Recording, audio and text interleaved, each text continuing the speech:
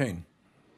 Thank you, Mr. Chair. And Secretary Sue, thank you for meeting with me earlier and talking about issues that I'm concerned with in Virginia, the tight labor market, seasonal visas for a lot of our seafood workers. I really appreciate it. I look forward to supporting you and working with you on those issues. I just want to summarize some topics, and I want you to tell me if I'm wrong at all in summarizing what I've heard before. Business interaction, Senator Romney said that you had only started to meet with business associations recently, but during your 2 years, you've met with businesses repeatedly, correct? Yes. Chambers of Commerce, United Airlines, businesses connected with ports all around the country, railroad industry. So you've had dialogue with businesses constantly during your 2 years. Isn't that accurate? That is correct. And Thank business you, groups like the Los Angeles Chamber of Commerce have said about you, Secretary Sue, quote, has worked with the chamber numerous times to bring a reasonable, balanced voice to labor issues. That's one of the biggest chambers of commerce in the United States. Isn't that correct? I don't know for a fact, but yes, I do believe that is what they said. Thank you. And the Society for Human Resources Management, which manages HR professionals, businesses around the country, they support your nomination. So I think in business interaction, it seems like you have been engaging in the dialogue with businesses. To Senator Mullen's point, you haven't run a business. We have cabinet members who have. I think cabinet members should bring diverse experiences to the table. You bring a set of experiences. You can't have all experiences, but other members of the cabinet, Gina Raimondo, Secretary of Commerce, had a very active role in the private sector before her public service career. With respect to the concern about independent contractors, folks are concerned with this particular California AB 5 law. It began with a California Supreme Court decision. You've never been on the California Supreme Court. It was codified by the California legislature. You were not a member of the California legislature. You were obligated to implement state laws just as you would be obligated to implement federal laws. In your capacity as Deputy Secretary of Labor, you have issued a regulation in this space that does not incorporate the ABC test for determining who is an employee and who's an independent contractor. Major groups that were concerned with AB 5, like Lyft and the Franchise Association, have praised the federal standard that you've issued as, thank goodness this standard does not include the thing we didn't like about the California standard. So there's a PR campaign, don't California, Arizona, or don't let Julie sue California, our workplace.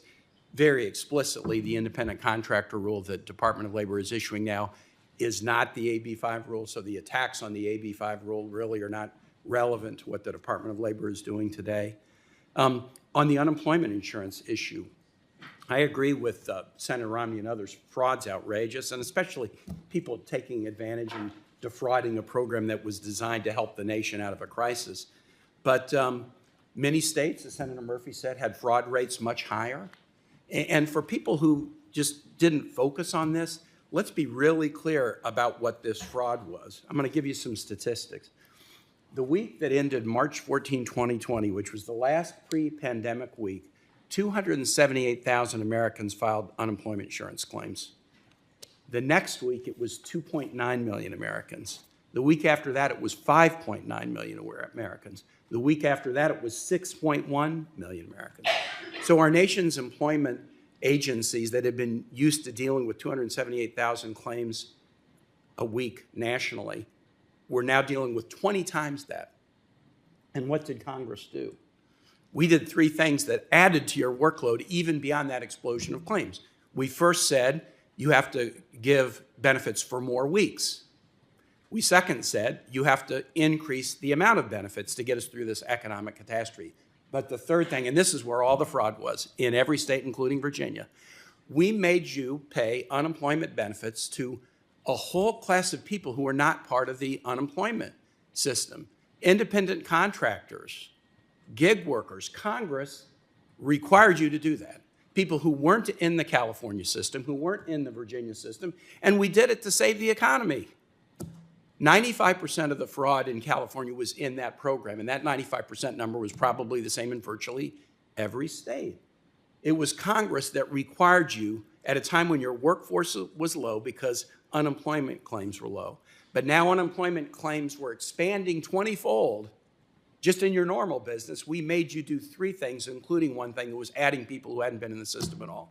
And some scammers took advantage of it. It infuriates me when scammers take advantage of seniors or when scammers take advantage of something like that. But you were dealing with a reality that you can't blame Congress for this, but I can be honest about how this problem got created. And I'm upset with the fraud, but I'm not upset that Congress did what it did, because it helped this nation get through the worst public health emergency and one of the most serious economic challenges in the last 100 years. I think you did a fine job under challenging circumstances trying to negotiate through this extraordinary set of programs, and I think you've done a fine job in your 2 years as Deputy Secretary, and I look forward to supporting your nomination. Senator Budd.